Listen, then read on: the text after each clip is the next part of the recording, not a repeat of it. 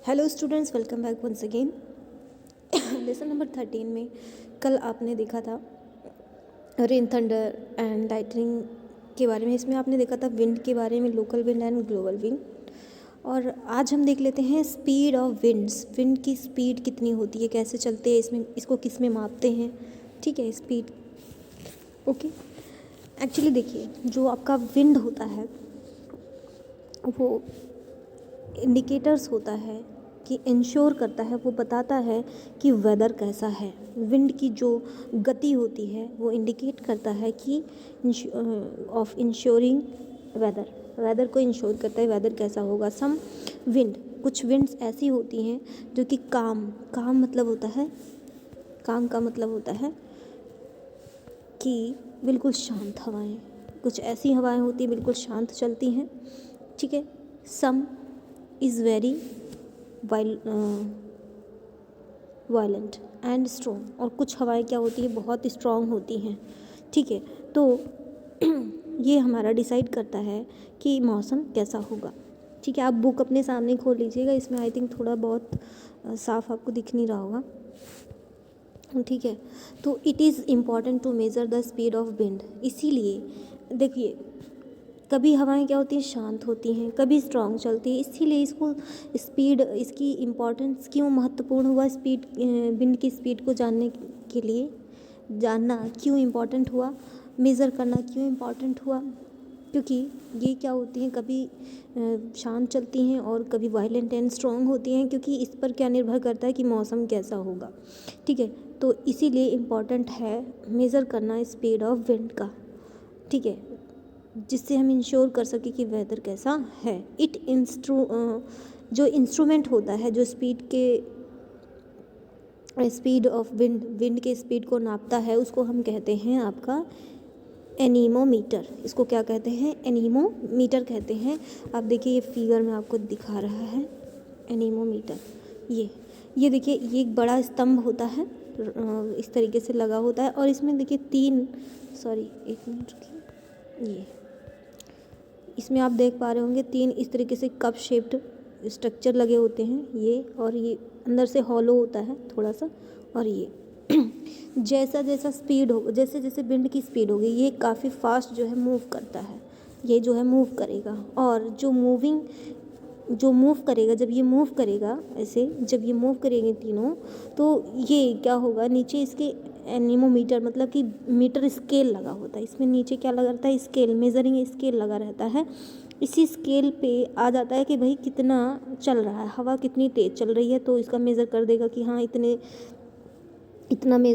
है ना। जैसे कि ब्रिज, मतलब हवा किस तरीके से चल रही है वो, मतलब कि इस स्केल पे अगर 2 है, 2, 3, 4, 5, 6, 7, 8, 9, 10, 11, इस पर लिखा रहता है कि इतनी स्ट्रॉन्ग है हवा और इतना शांत है। तो इसी पे मेज़रमेंट स्केल पे आ जाता है। ठीक है, तो मेजरिंग स्केल, जो मेजरिंग इंस्ट्रूमेंट है उसका क्या नाम है, हमारा एनीमोमीटर है। क्या है, एनीमोमीटर है। ठीक है, अब देख लेते हैं scale of wind speed is called Beaufort scale. और ये जो स्केल के बारे में मैंने अभी बताया कि नीचे स्केल लगी होती है, ये स्केल जो होती है इसको क्या कहते हैं, ये अटैच होता है एनीमोमीटर से, उसको कहते हैं ब्यूफोर स्केल। क्या कहते हैं, ब्यूफोर स्केल कहते हैं, बिफोर्ड स्केल कहते हैं। ठीक है, बिफोर्ड स्केल उसको कहते हैं। यहाँ पे आपको लिखा गया है,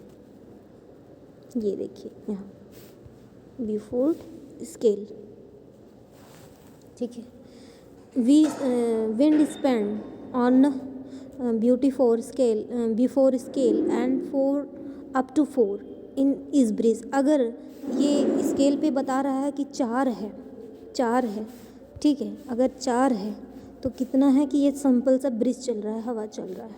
अगर इससे ऊपर होता है, इससे अप होता है, तो क्या होगा, स्ट्रॉन्ग होता है। अगर इससे स्ट्रॉन्ग होता है तो क्या रहेगा कि विंड चल रही है, हवा तेज़ हो गई, विंड हो गई। तेज़ हवा को विंड कहते हैं। अगर ये 11 और इससे अबव हुआ तो क्या है, तूफान आएगा, स्ट्रॉम आएगा, तूफान आएगा। ठीक है, इन 4 होगा तो ब्रिज, 8 होगा तो विंड मेजरमेंट, और 11 होगा तो क्या होगा, स्ट्रॉम होगा। ठीक है, ये आप समझ पाए होंगे आई होप। ठीक है, अब देख लेते हैं। आपने देखा कि एनीमोमीटर क्या है, इसकी मेजरिंग इंस्ट्रूमेंट होता है और मेजरिंग स्केल इसमें लगा होता है, इसको ब्यूफोर्ट स्केल कहते हैं। ब्रिज की 4 होती है मेजरिंग, और जब नॉर्मल हवा चल रही हो, विंड हो, तो 8 होती है मेजरिंग, और 11 से अबव होता है तो वो स्टॉर्म होता है। ठीक है, विंड डायरेक्शन क्या होता है देख लेते हैं इसको हम। विंड डायरेक्शन क्या होता है, ये देखिए, विंड की जो डायरेक्शन है एक्चुअली,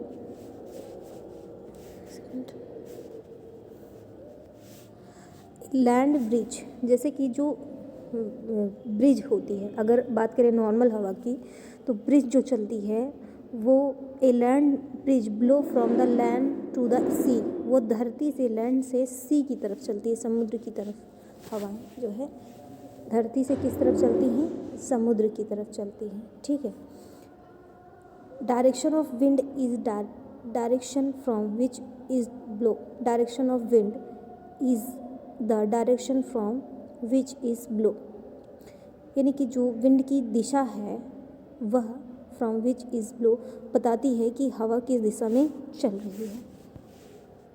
अब क्या है, नॉर्थ, जैसे कि a north west wind will blow from the north west से चलने वाली हवा की हवाएं क्या बताती हैं कि ये किस तरफ से चल रही हैं, नॉर्थ और वेस्ट की तरफ से चल रही हैं। विंड वैन क्या होता है, विंड वैन क्या होता है, it is a metal object, ये मेटल की एक ऑब्जेक्ट होती है, एक वस्तु होती है। It is put in the high place, इसको हाई प्लेस पे रखा जाता है।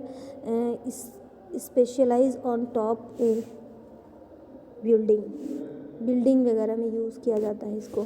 ठीक है, टॉप ऑफ बिल्डिंग के, जो बिल्डिंग होगी, मान लीजिए बिल्डिंग है, बिल्डिंग के टॉप पर इसको लगाया जाता है। विच टर्न राउंड ईजिली इन विंड, ये जो विंड होती है उसको टर्न करती रहती है, विंड की हेल्प से ये जो है नॉर्मली टर्न हो सकता है।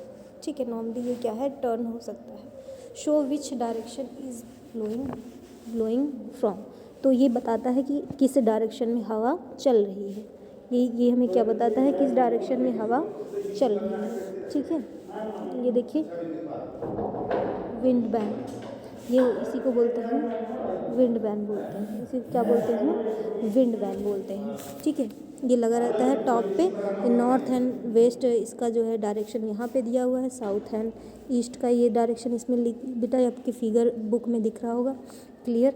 ठीक है, ये जिस दिशा में जो मतलब जिस दिशा में ये मूव करेगा तो पता चल जाता है कि हाँ इस दिशा में डायरेक्शन में हवा चल रही है।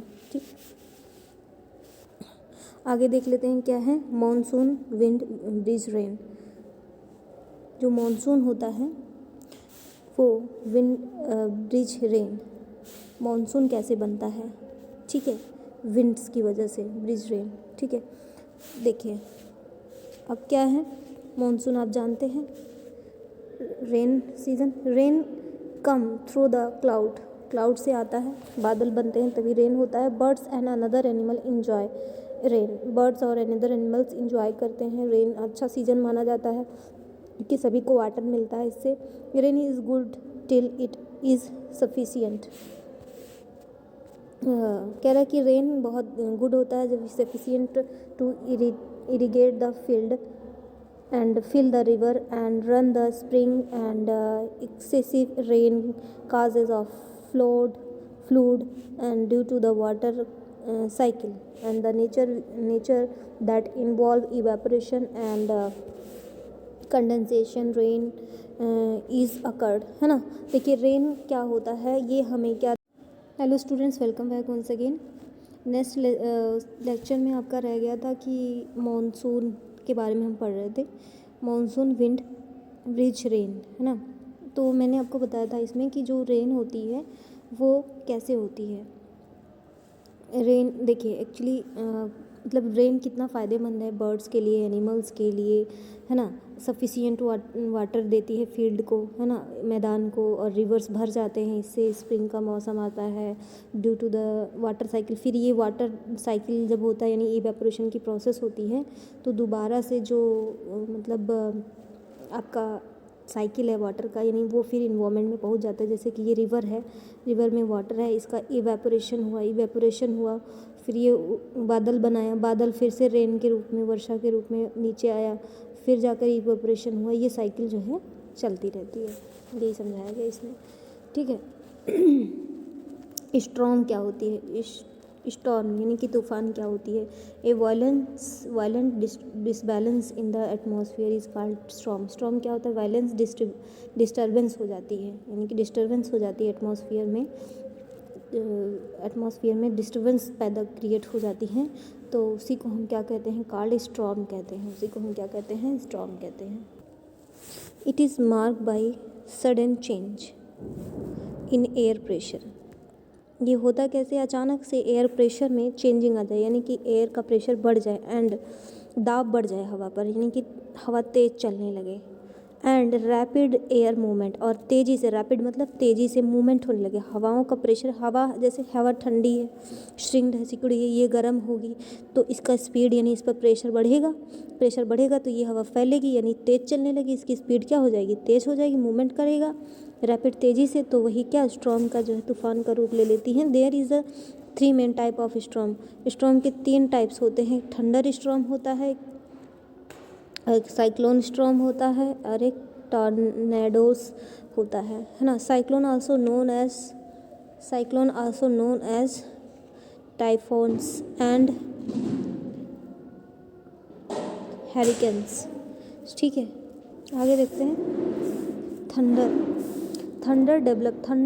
थंडर के बारे में जान लेते हैं। Thunder develop from columnar clouds. ये क्या होता है? एक्चुअली होता क्या है? कॉलमोनिम्बस क्लाउड्स जो होते हैं वो डेवलप करते हैं थंडर, ठीक है, थंडर स्टॉर्म को। जो गरजती है बिजली, मतलब उसमें, तो उस समय तूफान चलता है। तो थंडर स्टॉर्म कौन डेवलप करता है? कॉमोनिम्बस, ठीक है। When there is rapid upward rush and warm air from very hot area on the ground and the rapid downwards movement of the cool air around the warm air. These clouds are formed the top of cumulonimbus cloud may reach the bottom of the stratosphere. Actually देखिए इसमें होता क्या है कि जो गर्म हवाएं होती हैं, गर्म हवाएं जो होती हैं थंडर में, एक्चुअली होता क्या है, जो गर्म हवाएं हैं वो रैपिडली तेज़ी से अपवर्ड ऊपर की तरफ उठती हैं। Rush of water, warm air का रश बढ़ जाता है ऊपर। अब जो ठंडी हवा ऊपर है वो नीचे आती हैं तेज़ी से स्पीड के साथ, ठीक, डाउनवर्ड आती हैं, ठीक है, ग्राउंड पे आएंगी। और moment of cool air and warm air का मूवमेंट चलता रहता है। जैसे कूल एयर ऊपर गया, देखिए 1 मिनट, यहाँ पर एयर है, ठीक, अब ये क्या है? वार्म हो गई। क्या हो गई? वार्म हो गई। ये ऊपर गया, ऊपर की ठंडी हवाएं नीचे आती हैं, ठीक है। अब देखिए रैपिड, बहुत तेज़ी से ऊपर जा रही हैं और नीचे आ रही हैं, ऊपर जा रही हैं गर्म होने के बाद, और ये ठंडी हवाएं जो ठंडी हैं वो गर्म होने के लिए नीचे आ रही हैं।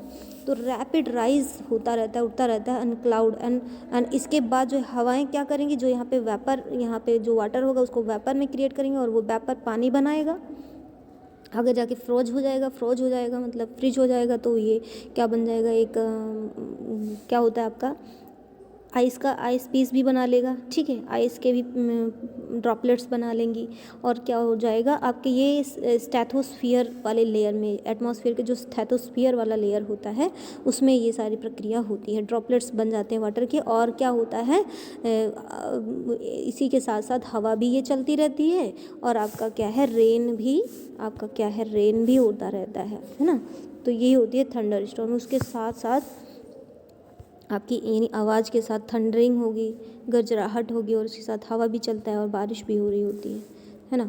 तो ये सब होता है आपका। इसमें आपको इलेक्ट्रिक चार्जेस, एक्चुअली होता क्या है, जब रैपिडली तेज़ी से वाटर की जो आइस होती हैं रब होती हैं एक दूसरे से अगेंस्ट, है ना, तो उसके राइजिंग होने से क्या होता है, एयर जो है ऊपर की तरफ उठता है एंड जो नेगेटिव इलेक्ट्रॉन चार्ज होते हैं क्लाउड के अंदर वो रिलीज करते हैं इलेक्ट्रिक चार्ज, और क्लाउड में लाइट उत्पन्न हो जाता है, बिजली उत्पन्न होती है, ठीक है। इसमें नेगेटिव चार्जेस जो होती हैं, ये क्लाउड मान लीजिए बना है, इसमें जो नेगेटिव चार्जेस होंगी ये आपस में रब करेंगी और लाइट उत्पन्न करती हैं, हीट क्रिएट करती हैं। Light heat is surrounded a temperature 30,000 degree. कितना होता है टेम्परेचर इसका? जब ये हीट होता है और इलेक्ट्रॉन्स इसमें होते हैं, आपस में रब करते हैं। कोई भी चीज़ इलेक्ट्रॉन प्रोटॉन न्यूट्रॉन से मिलकर बना है और वो इलेक्ट्रॉन प्रोटॉन न्यूट्रॉन मिलकर के एटम्स बनाते हैं, आप जानते हैं। ठीक, आगे आप पढ़ेंगे तो 3000 डिग्री टेम्परेचर होता है और इस वजह से लाइटिंग यानी बिजली कड़कती है। The heat release by lighting की वजह से हीट रिलीज होता है और एयर फिर से एक्सपैंड होता है वेरी फास्ट, है ना, फास्टर देन साउंड। और क्या होती है फिर? एयर और तेज हो जाता है और साउंड भी हमें फास्ट साउंड इसकी सुनाई देती है।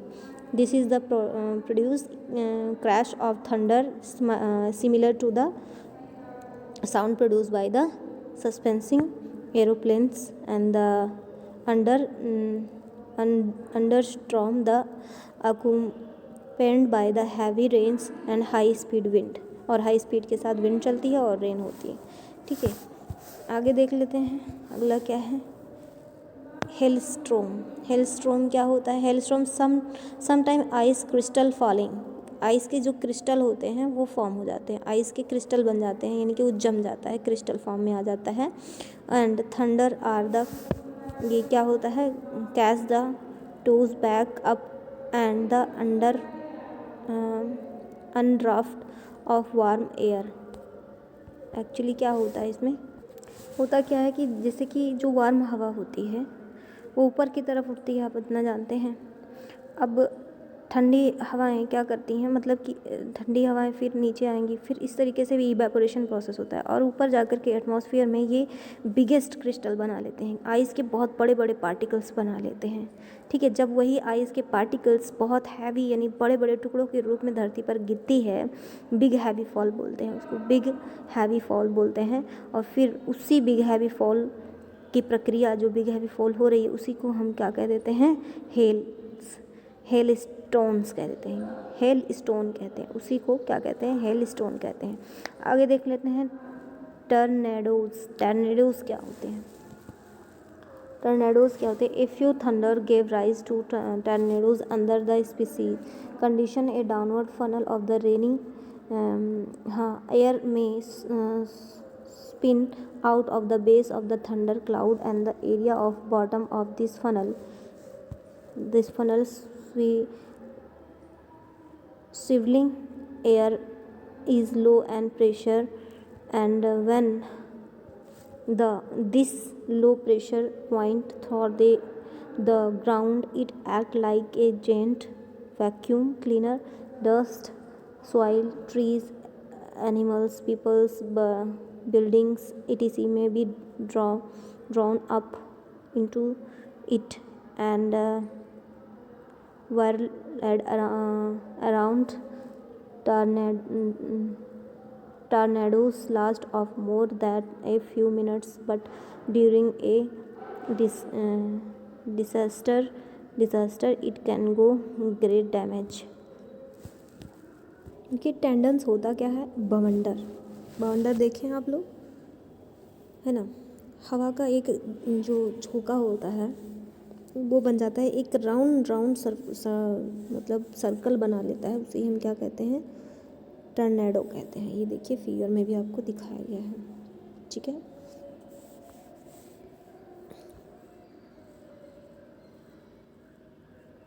जैसे फनल होता है, फनल यानी कीप जो कुप्पी होती है जिससे फिल्टर किया जाता है, उसी तरीके से ये बीच में स्ट्रक्चर बना लेती है और फिर राउंड एंड राउंड हवा का प्रेशर बन जाता है और जेंट का रूप धारण, एक द्वैत का रूप धारण कर लेता है, जैसे बहुत ही स्ट्रोमी, बहुत ही हैवी विंड रहती है ना। इसमें कुछ मतलब डस्ट होते हैं, डस्ट के पार्टिकल, ट्रीज़, मतलब ये हवा का इतना बड़ा झोंका होता है कि ये ट्री को, प्लांट को भी उखाड़ देता है और इतना इसके अंदर पावर होता है कि ये पीपल लोग या बिल्डिंग्स को उठा के ऊपर की तरफ, ऊपर के वायुमंडल में ले जा सकता है। वही क्या करता है? टर्नेडो कहलाता है। ठीक है, ये कुछ इसका स्पेशल कंडीशन में होता है, यानी कि जब गर्म हवाएं, बहुत ज़्यादा हवाएं क्या है, बहुत ज़्यादा प्रेशर हो, हवाओं में बहुत ज़्यादा प्रेशर हो, तब जा कर के ये कंडीशन बनती है। दूसरा क्या है, हरिकेन्स क्या होती है, हरिकेन्स क्या होती है देख लेते हैं। Hurricanes is the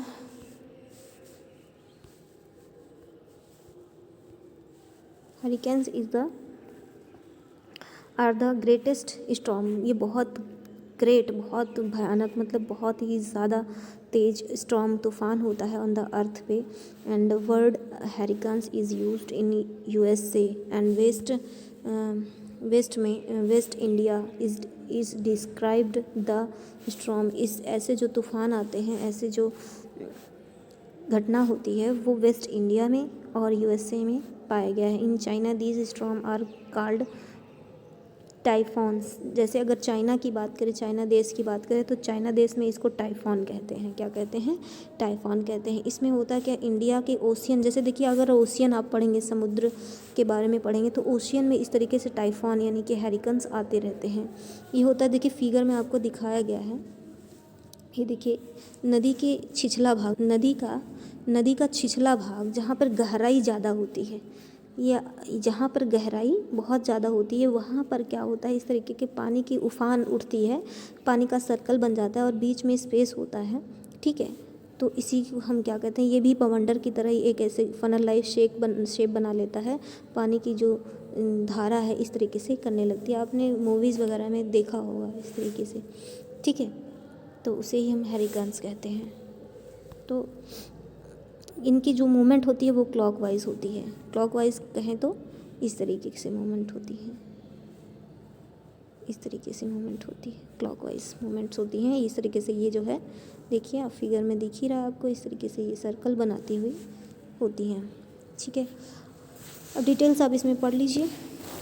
north hemisphere, देखिए एक्चुअली ये जो नॉर्थ हेमिस्फीयर है, जो हेमिस्फीयर यानी कि आपका जो धरती का जो स्फीयर है, नॉर्थ एंड साउथ, ये नॉर्थन जो है हेमिस्फीयर में क्रिएट होता है, ऐसी स्वेलिंग क्लॉकवाइज मूवमेंट होता है इसमें। ठीक है, नॉर्थ वाले एरिया में ज़्यादातर पाया जाता है। एक जो विंड की स्पीड होती है इसमें, जो यहाँ पे विंड की स्पीड होती है 117 kilometre per hour. 117 kilometre per hour की गति से इतनी तेज़ हवा होती है कि प्रति आवर यानी प्रति घंटे जो है 117 किलोमीटर दूरी तय कर लेती है। इतनी ज़्यादा तेज़ स्ट्रॉमी कंडीशन होती है एज अ हरिकेन्स में, है ना, कंडीशन होती है। और इसमें क्या होता है कि 100 square of kilometre are covered by the hurricanes. अगर एक बार हरिकेन आया इस तरीके का, तो ये 100 स्क्वायर किलोमीटर एरिया को जो है कवर करता है usually calm of cloudness and there is eyes of the storm. इसके काम वाले सेंटर को, यानी अभी मैंने बीच में आपको बताया कि इसका जो बीच वाला सेंटर वाला पार्ट होता है, यहाँ पे शांति रहता है, बाकी यहाँ के चारों तरफ पानी की लहरें बनती रहती हैं इस तरीके से इस तरीके से क्लॉकवाइज कंडीशंस बनती रहती हैं। ठीक है, तो अब होता क्या है, यहाँ पे जो सेंटर होता है इसमें काम यानी कि शांति होती है, काम CALM, काम एल साइलेंट है, इसमें क्या होती है, ये शांति वाला एरिया होता है इसमें। ठीक है, इसका इस एरिया को आई कहते हैं, EYE, इस काम वाले एरिया को क्या कहते हैं, आई कहते हैं। ठीक है, around the eye fair wind blow, normal wind blow होती है। Hurricanes are not a strong as tornado की अपेक्षा टॉर्नेडो बहुत ज़्यादा स्ट्रॉमी होता है, बहुत ज़्यादा स्ट्रॉन्ग होता है, डेंजर होता है कंपेरिजन टू हरिकेन्स के। ठीक है, टाइफॉन, जिस चाइना में टाइफॉन कहते हैं, इसकी स्पीड कम होती है कंपेरिजन टू टॉर्नेडो। ठीक है, ये वाइड एरिया को डैमेज करती है, जो वाइड एरिया होगी इसको क्या करेगी, डैमेज करेगी। आगे देख लेते हैं, आगे क्या है, ब्लोइंग ऑफ रूफ्स। ये क्या होती है, ब्लोइंग ऑफ रूफ्स क्या होती है,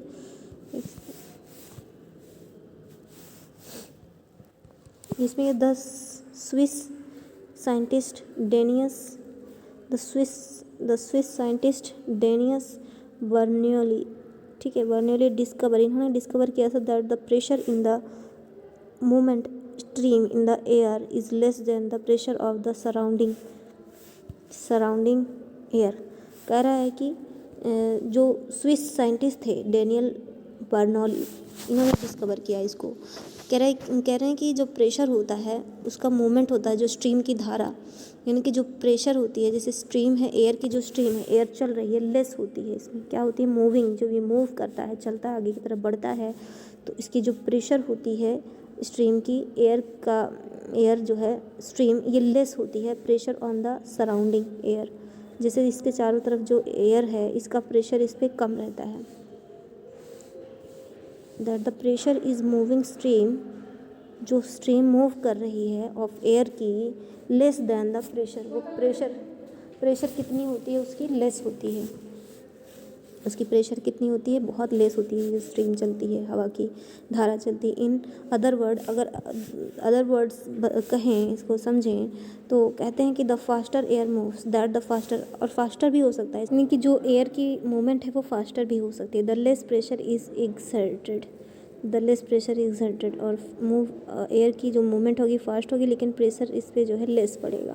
when the wind blow, pressure, जब विंड जो है ब्लो होता है, pressure in the stream less than the pressure of surrounding, यानी कि जब वो विंड चलती है, जब ये विंड ब्लो होती है, the pressure in the stream जो धारा में इसकी जो प्रेशर होती है वो कम होती है, than the pressure of the surrounding, इसके चारों तरफ जो प्रेशर, मतलब कि ये स्ट्रीम चल रही है, इसके चारों तरफ जो हवा का प्रेशर है इस पर बहुत कम पड़ेगा प्रेशर, ये तेज़ी से निकल जाएंगी यहाँ से होते हुए, ठीक, यहाँ से होते तेज़ी से निकल जाए। So the pressure under the roof is greater than the air pressure above it, यानी कि जो pressure of under the roof के रहेगी वो क्या रहेगी, ग्रेटर रहेंगी, और एयर का प्रेशर अबव रहेगा। In this way the roof is pushed in up into the moving air and the roof blow up during the storm.